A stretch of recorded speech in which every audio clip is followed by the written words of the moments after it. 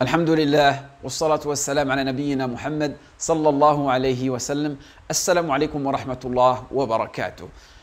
Il y a une incompréhension qu'on retrouve chez pas mal de musulmans. C'est lorsqu'ils voient une personne qui a décidé de porter l'habit de la piété, c'est-à-dire cette apparence où il a une apparence, on va dire, plus ou moins religieuse, systématiquement, il est pointé du doigt. Cette personne-là doit être infaillible. Elle n'a pas le droit à l'erreur.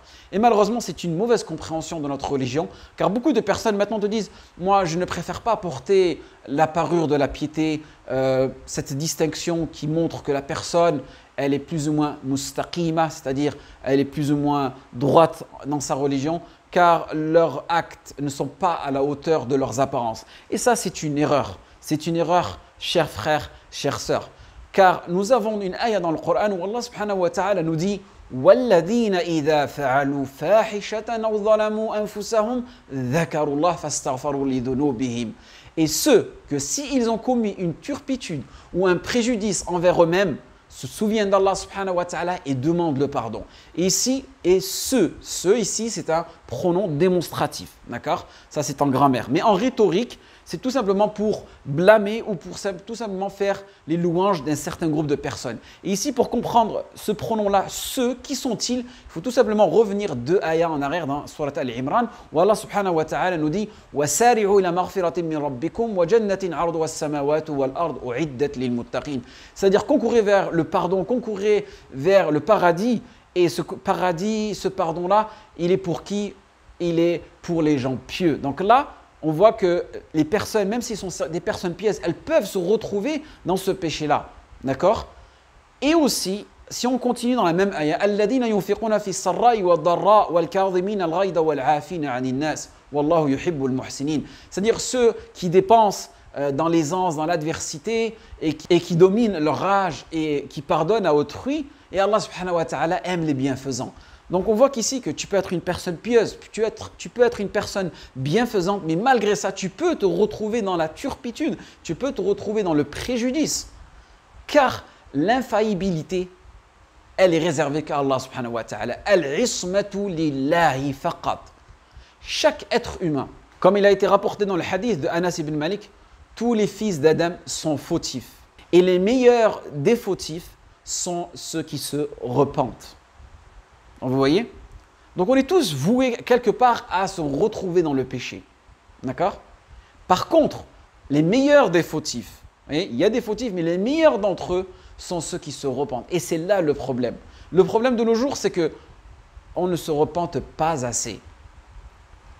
Nos yeux peuvent voir du haram. Est-ce qu'on va dire astaghfirullah?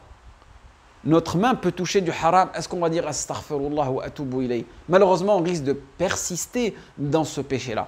Et c'est pour ça, lorsqu'on revient à la ayah, et ceux que, s'ils ont commis une turpitude, donc une turpitude, ça peut être un grand péché, ou bien commis un préjudice envers eux-mêmes, un petit péché, se souviennent d'Allah subhanahu wa ta'ala. Et ils se souviennent du châtiment d'Allah subhanahu wa ta'ala, le châtiment qu'Allah subhanahu wa ta'ala risque de leur réserver.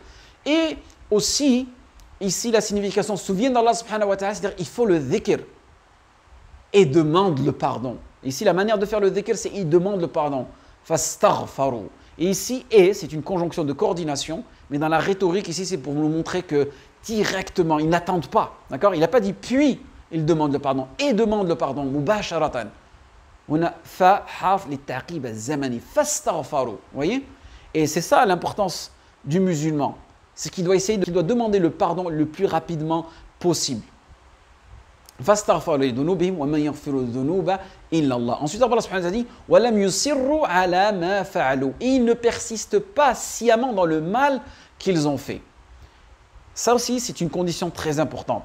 Lorsque tu te retrouves dans un péché, de ne pas persister dans ce péché-là. Et la meilleure manière de ne pas persister, comme il a dit Al-Allama As-Suddi, Al-Mufassir, قال Al-Israr huwa as-sukut wa tarku al-istighfar.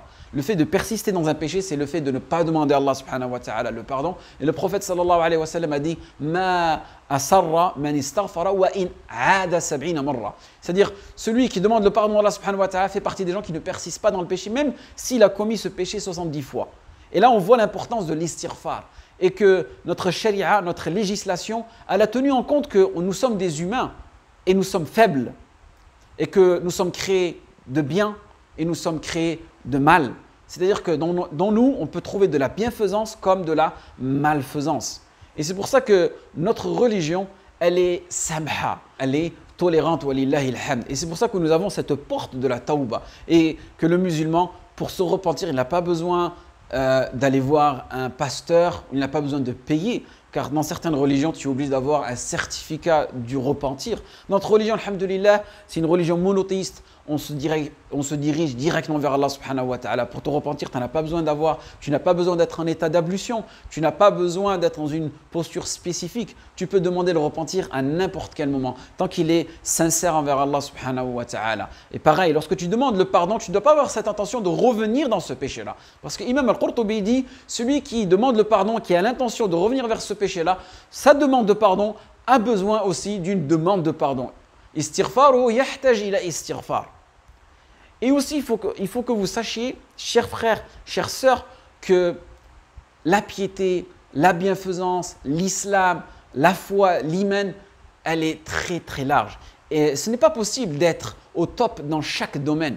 C'est-à-dire, vous allez retrouver certains musulmans qui auront une capacité à être très pieux dans certains domaines, comme par exemple le respect des dettes, mais par exemple, dans le comportement, ils vont être faibles, ils vont avoir peut-être un mauvais comportement, ou peut-être l'inverse. Peut-être que cette personne-là, elle a un très très bon comportement, mais quand il s'agit tout ce qui est pécunier, tout ce qui est argent, elle a du mal à rembourser ses dettes. Ainsi de suite. Vous avez trouvé certaines personnes qui ont des facilités à jeûner, mais qui ont des difficultés à prier à l'heure. Et vous avez trouvé des personnes qui ont une facilité à faire la zaka, mais qui ont une difficulté à jeûner le jeûne surrogatoire, par exemple. Donc on ne peut pas être complet et on ne peut pas demander aux gens d'être au top dans tous les domaines. Ça, il faut le comprendre. Et c'est pour ça qu'il faut avoir une certaine tolérance entre musulmans. Que tu aies l'apparence des gens de la piété ou que tu n'aies pas cette apparence-là, il ne faut pas que dans nos cœurs, on ait cette adversité, d'accord? À être deux groupes de musulmans. Ceux qui ont une apparence de la piété, minal istiqama, et ceux qui n'ont pas l'apparence. Non, chacun d'entre nous doit avoir vraiment cette entraide-là. Celui qui n'est pas bon dans un domaine, essayez de le pousser, essayez de l'aider pour devenir meilleur dans ce domaine-là et vice-versa. En espérant que ce rappel soit bénéfique pour vous et pour moi. Si ça a été le cas, n'hésitez pas à le partager. Si vous n'êtes toujours pas abonné à la chaîne, abonnez-vous, activez la cloche pour recevoir toutes les notifications. Et je vous dis, Inch'Allah, à une prochaine vidéo. Waffaq Allahu lima yuhibbu warda. Wassalamu alaikum wa rahmatullah wa barakatuh.